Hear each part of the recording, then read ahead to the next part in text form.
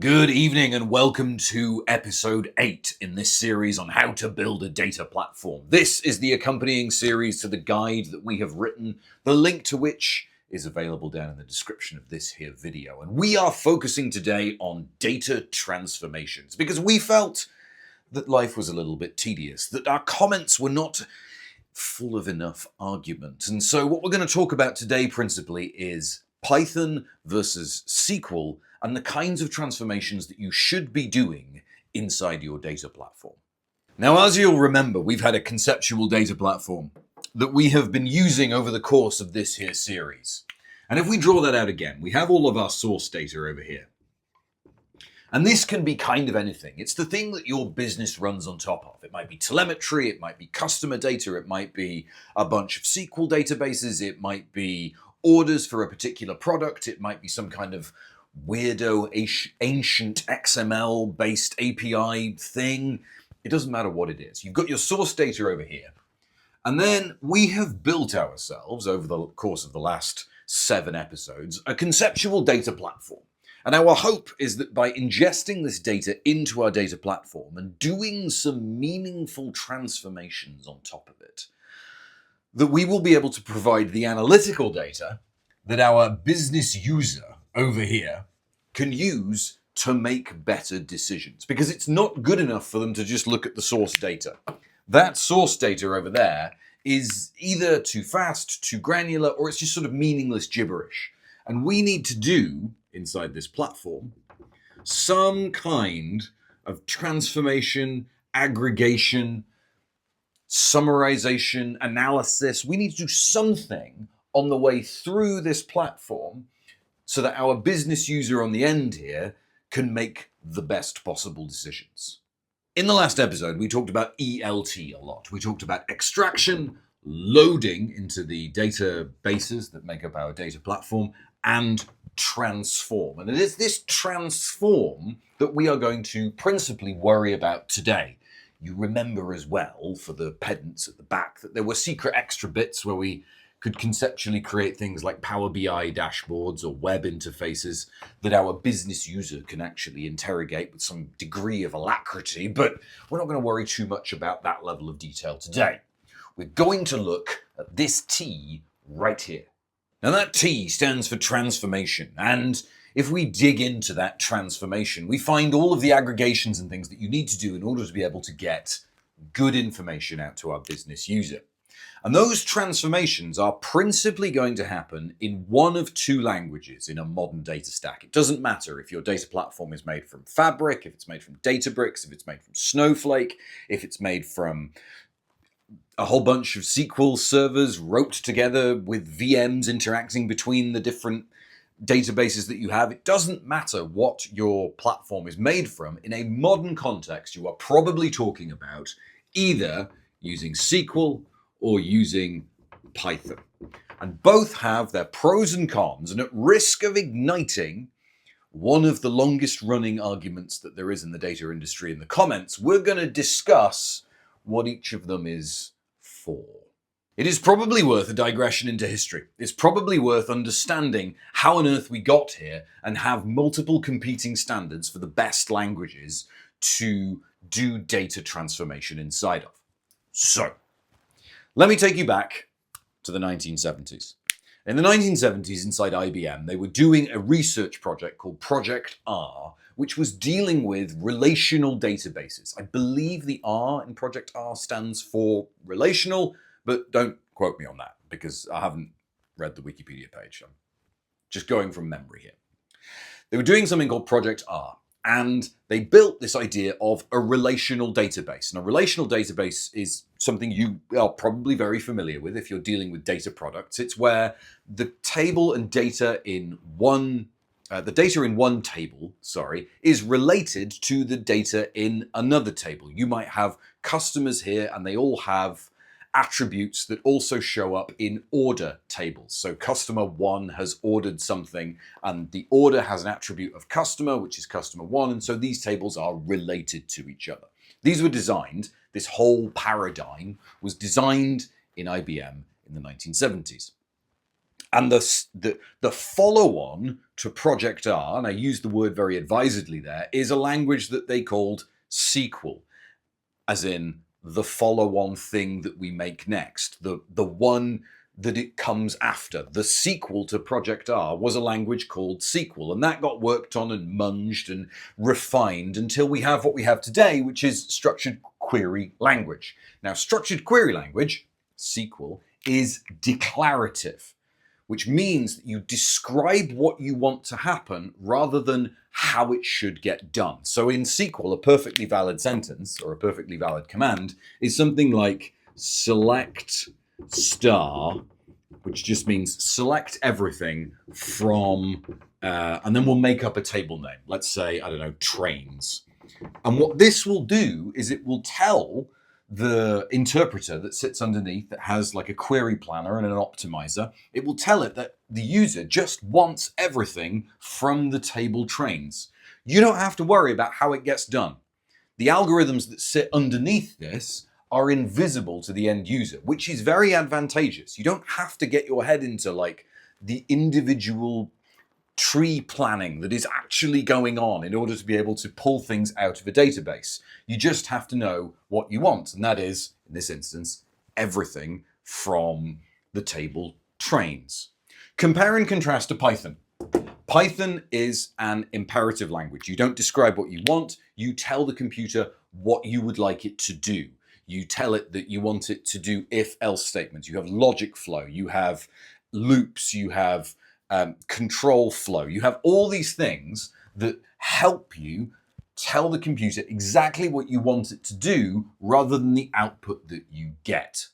Python is a fully functional programming language. You can write kind of like anything you want in it. If you want to write a game in Python, you want to write a web server, there's lots of things that you can do with Python. You don't just have to do data, which is one of its core strengths. It is something that you can grab and you can adapt into anything you like. If you have to do very complicated things in your data platform, like you have to munge data in a particular way, or you have to do machine learning at the end, Python is going to be your friend. But as we can already tell, I'm starting to nudge into the pros and cons of each programming language. So it's probably worth getting out of this historical digression and going back to, should I be using SQL or should I be using Python?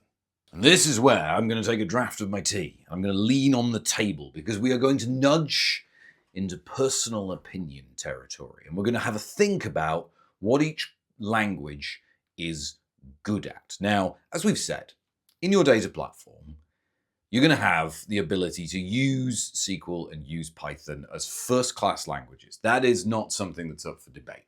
You can even, though you probably shouldn't, you could even, inside the same piece of code, start to mix and match Python and SQL. That's something you can definitely do in something like a Fabric or a Databricks notebook.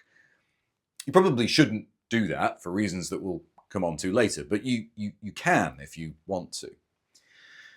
You should be, in my opinion, using SQL when you are doing big, bulk movements of data that are reasonably simple, but need to happen at scale, and they need to happen very reliably.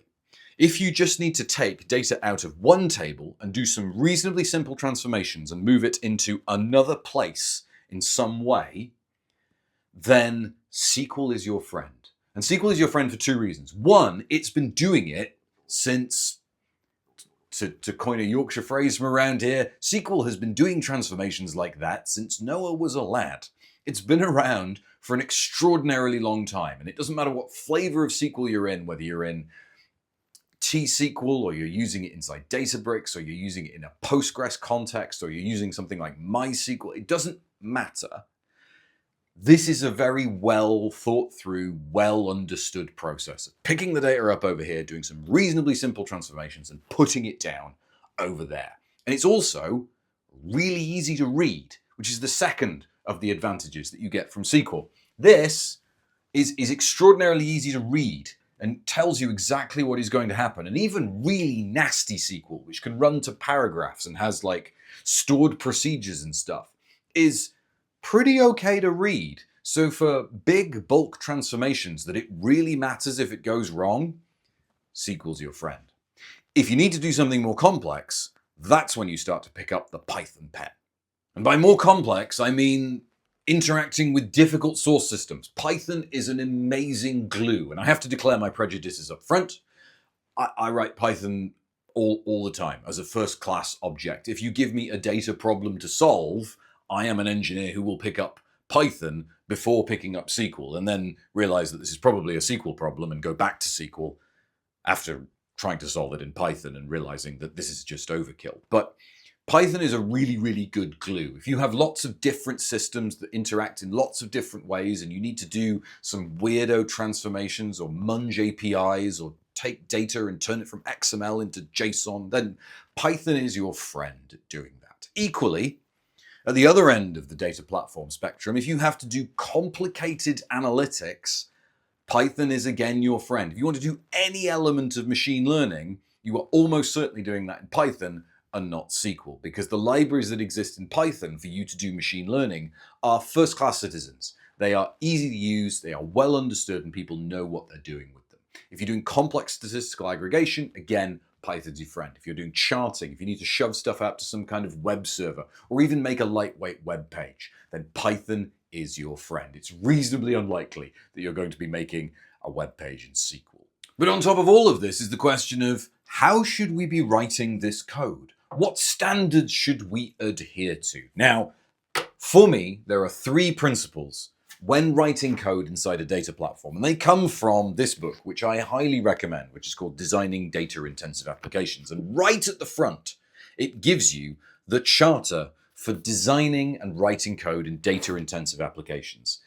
And you need to be writing for reliability, scalability, and maintainability. And that means that you need to be writing reasonably elegant non-soup code. So code that is as simple as it can be. You need to be writing code that doesn't repeat itself. You should be functionizing your code. You should be writing classes. You should be making sure that you are calling from a central repository of code so that you are taking logic that is repeated in many places and only writing it once. You should be documenting and testing your code well. And this is something that eludes many data programs, because a lot of data programs are written in a hurry to adhere to a business need. And so they are ill-documented and untested. We'll talk about the kinds of testing that you should be doing in a later episode when we start to talk about data quality. So now let's just touch on documentation. I do not believe in self-documenting code. At me in the comments, I don't believe it's a thing. I think that you should at least be writing comments in your code to explain what you are doing. And even better than that, you should be writing accompanying markdown files to explain what each piece of code is doing. A notebook feels like a good thing to do. So a notebook in a data platform is a specific file format called an IPyNB, an IPython notebook, which allows you to mix and match Markdown and also Python and SQL. And that feels like a good solution because you can mix and match documentation in line with code. Now, they come with a caveat, which is that some data professionals don't like running notebooks in production. They think that they are finicky and that they are brittle and are prone to breaking. And if you've ever tried to check a notebook into version control, you'll find that it comes with all kinds of accompanying garbage if you're not very careful, because the output of the notebook is stored in line with the actual code. And so you need to be very, very careful about using notebooks in production, but it can be done. Google and Netflix do it, so you should consider whether you should do it as well. Which has been a lot of words. I'm not 100% sure, because I haven't started editing this yet, how far and how many minutes we've expended talking through data transformations. But it is worth sounding out, because if you don't say these things out loud before you get yourself into a data platform build, then you may not necessarily agree the standards up front that you're going to adhere to. So the most valuable thing you can do in this instance is get your engineers in a room and agree to some standards. It's okay to mix and match things. It's okay to mix and match your Python and your SQL, but you should have a standard. You should have standards for when you write Python, when you write SQL, what format you're going to put it in, and how you are going to run that code. Are you going to use cron jobs? Are you going to use Databricks jobs? Are you going to use things in Fabric that automate those notebook runs for you? What is it that you're going to use in order to be able to create the data pipelines that we talked about in the last video? All of which is to say, thank you so much for watching. My name is Mike LG. I'm a principal engineer with Oakland, building data platforms. Our platform guide for how to build a data platform is available to download from our website. The link will be down there in the video description. I'll do that thing that YouTubers do, which is to say, and I've learned from last week, I believe now the card is here for you to watch additional videos and potentially right here for you to subscribe to the channel, which is something that you should do, because next week we will be rounding the corner for, I believe, episode 9, and we will be talking data quality.